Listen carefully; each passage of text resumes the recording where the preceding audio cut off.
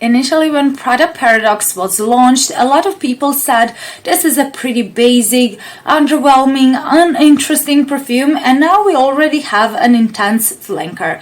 Are these perfumes boring or compliment magnets? What are the differences and which one would be more appealing to you? Stay tuned until the end and you'll find out. And hello everyone, my nickname is Miri. Welcome to my channel, and I'll review first each fragrance and then I'll compare them. So let's start from the beginning, and that is the inspiration. The ad tries to show Paradoxe as a fragrance that embodies contradictory multi-dimensions of women who are gentle and strong, sensitive and determined at the same time. And the bottles are embodiment of Prada's iconic logo with clashing elements.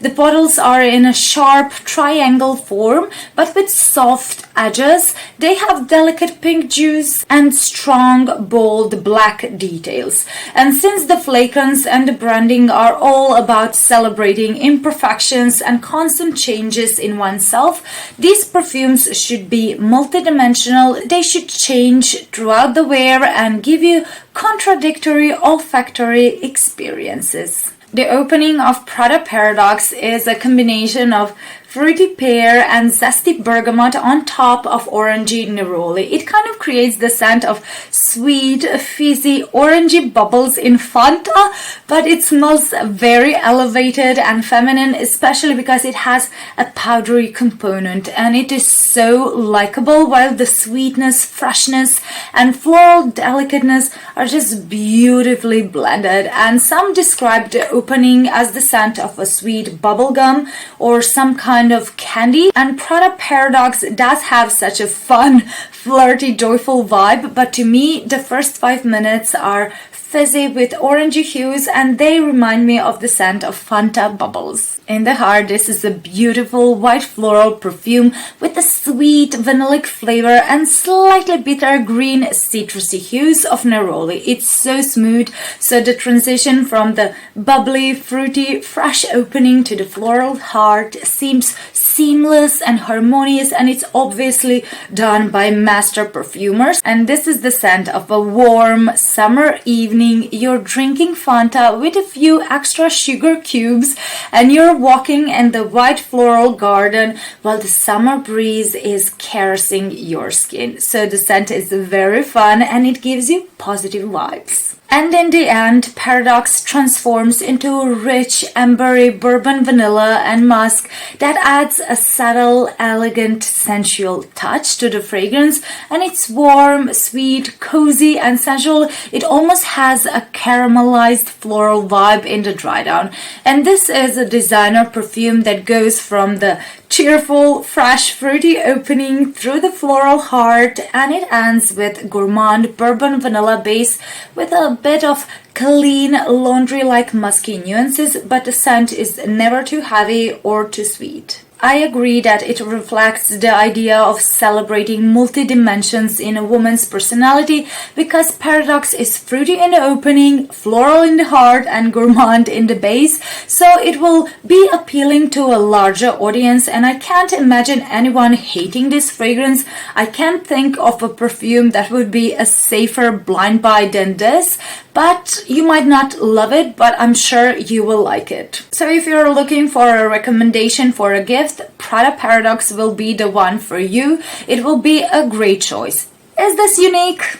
No, it's not groundbreaking, it doesn't have a standout note, and it smells like a combination of super popular other designer perfumes. It smells like an upgraded version of Armani's My Way, like My Way is combined with bubblegummy pear from the L'Interdit Eau de Parfum, the citrusy opening of Valentino's Voce Viva, vanilla muskiness from the Leap, and jasmine from Valentino's Donna Born in Roma. So if you want one fragrance that has almost the best of these perfumes in one, then this one does the job, and it will get you a lot of compliments precisely because it smells familiar but also different at the same time, and the scent is just so timeless, so it wouldn't feel out of place on anyone or in any occasion.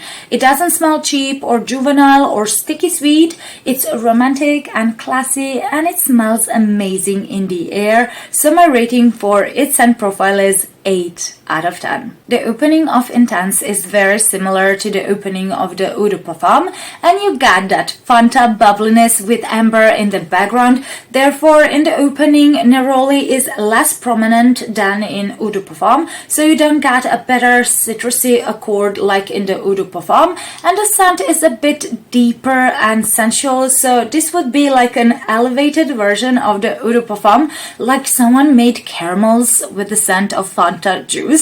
But overall, yes, these two are pretty similar, like 90% similar in the opening. The differences start to be noticeable in the dry down, because after 2 to 3 minutes you can start smelling moss with jasmine and amber from the base, and I think this is the part of the fragrance that will be the most difficult to those who already love the Eau de Parfum, because here the scent goes in a darker, greener, earthier direction, and you must be prepared for it. So imagine you're like barefoot walking in the forest. You can smell the intoxicating scent of flowers, you can feel the texture of the moss underneath your feet, and you're enjoying Fanta flavored caramels. So this is the scent, but you don't have to worry that the scent will be too mossy, because the moss just gives a very smooth, aromatic, woody green aspect to the flowers. So the scent is more interesting and very sensual, so to me moss is a great addition. The synthetic note of Amberfix intensifies the natural ambery scent, while the serenolide amplifies the scent of musk, so the fragrance just becomes deeper, muskier and more ambery, but with softness and subtleness of the vanilla that almost creates like a powdery effect. So imagine you're on a picnic in the meadow near the forest, you're lying on the flannel picnic blanket and you're enjoying the mixture of scents from the nature, the warmth of the sun, greenness from the trees and grass, woodiness from the tree bark, and the muskiness and flowery scent from the freshly washed blanket in a gorgeous laundry detergent. So Intense is sweet, it's mossy, it's musky, it's powdery floral scent. And Intense kind of gives me a feeling like I'm in some sort of a VIP area, because it smells sultry and luxe, but after the opening it's neither too sweet nor too floral nor too mossy. So don't be scared to try it out just because of the moss, because moss here smells like a bitter green woody scent of the grapefruit pulp, so it's not too earthy nor too green, at least not on my skin, and it's very well balanced, and it changes from the fruity opening to the earthier floral scent in the heart, and it finishes with ambery muskiness. And in the heart and the dry down you start smelling like powdery nuances, and that dry down reminds me of the Carolina Herrera's Good Girl blush on the clothes. And if you watched my review of that fragrance, then well, you're already aware that it's very beautiful on the fabric, but it just doesn't work on my skin at all. So I will link the review of Good Girl blush in the description box if you want to check it out later. And the dry down of Prada Paradoxe Intense smells to me like Good Girl blush on the clothes, but it's much nicer in my opinion, and it doesn't turn funky on my skin, so I do really enjoy it. Therefore, Intense would be a combination of Prada Paradoxe Eau de Parfum in the opening, plus Moss in the heart, and Carolina Herrera's Good Girl blush in the dry down. It is a statement perfume, and I'm so glad I took a leap of faith and tried it out despite being afraid of the moss. So my rating for its scent profile is 9 out of 10. If you consider the performance, to me they're both above average. They both passed the overnight test, and I've sprayed them in the evening. I could still smell them 10 plus hours after in the morning, so I have no complaints about the performance of either one of them, and they both project really well. They have incredible sillage, so people will compliment you on these two perfumes like crazy. And the only difference I can see is that I go nose blind to the Intense version, but even though I can smell it all the time while I'm wearing it, other people do, so they compliment me on this fragrance whenever I pass next to someone. So in my opinion, they both deserve 10 out of 10 for their performance, and in my experience they are both compliment magnets, so you can't go wrong with either one of them. If this review has been enjoyable and informative so far, don't forget to like this video and subscribe, and thank you so much for your support. And if you had the chance to try these perfumes out, let me know in the comments what you think of them, and are they compliment getters for you too. But what are the differences between these two perfumes, and which one would you like more? Considering wearability, Eau de Parfum is a much safer choice and more versatile fragrance. It's easy to wear all year round in any occasion and any time of the day. So if you're just starting on your fragrance journey, this one will be amazing for you, and it could be even your signature scent because it's just so easy to wear, and it's a crowd-pleasing scent that's universally flattering. And even if you're not a fragrance beginner, but if sometimes you just don't know what to wear and what perfume will be appropriate for a certain occasion, then this one will be an easy grab and go perfume that will get you compliments. On the other hand, if you tested the Eau de Parfum and you thought it was like too bland, generic and similar to other designer perfumes, then the Intense might be just something more unique for you and not so comparable to other designer offerings. Also, I think Intense would be better for colder weather, for cooler, rainy days, because it's warmer and it's more sensual than the lighter and sunnier Eau de Parfum. While the Eau de Parfum is a bit more mainstream fragrance, Intense leans more into the niche territory because of the moss that makes it moodier, and therefore this won't be everyone's cup of tea. It could be worn by a woman of any age or even by a man, even though this is a feminine fragrance, because moss and synthetic notes would make this an amazing unisex fragrance. So guys, don't be afraid to check this one out. And although they are very similar in the opening, they're pretty different in the dry down, so you could have them both in your collection, or you could decide that you prefer one over the other.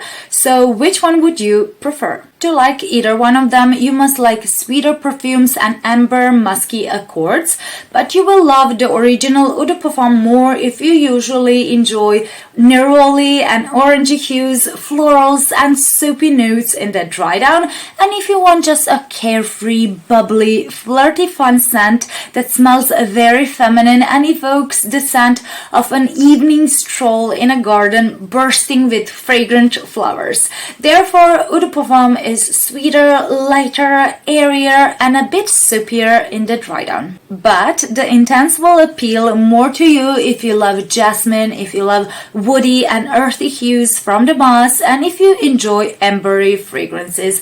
Also, Intense gives off a warmer, more sensual and refined vibe. It has more character and more depth, and that powderiness in the dry down makes it more rounded and more appealing to guys. So this is the scent of a woman smelling forest flowers while embracing the sensation of walking barefoot on the mossy forest floor. And the scent is truly beautiful, and it feels more grown up compared to the Eau de Parfum. When I first tried the Eau de Parfum, I thought it was very pretty, but it felt like it was a product of an office meeting in which they wanted to make something that would sell, and yes, they delivered. I admit that it takes a lot of craftsmanship to make something very familiar, so attractive, playful, sensual, and appealing to such a broad audience, and I like it a lot, so my rating for the scent profile and the performance is 9 out of 10. So this is a pretty high rating, but although the Eau de Parfum is truly beautiful and it's very likable, truth be told, I'm not so excited to wear it, while the Intense is a different story. Intense just has more punch than the original, and yes, it took me some time to get used to that moss accord, but the more I wear it, the more I like it because it has so much character, and when I wear it, it makes me feel like this is the scent that others will be mesmerized by, and they'll think about this fragrance for the rest of the day. So people always ask me what I'm wearing